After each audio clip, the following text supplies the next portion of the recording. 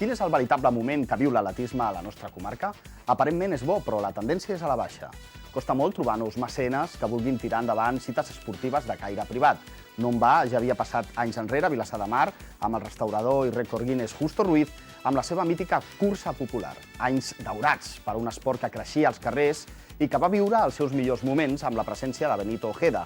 La gran projecció de l'atletisme va culminar amb atletes d'alt nivell com ara el premianenc i argentoní d'adopció José Ríos. A hores d'ara, l'atletisme es troba en un procés més previsible. No cal dir, però, que és un gran mèrit la tasca de corredors com Samuel Carnicero, tot i que no deixa de ser un miratge de la situació actual.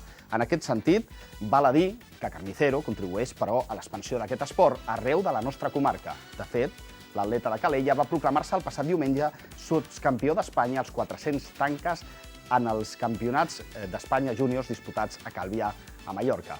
A més, l'atleta maresmenc, amb un magnífic temps de 52 segons 64 dècimes, va assolir la marca mínima per a participar als europeus júniors que se celebraran a Sèrbia del 23 al 26 de juliol.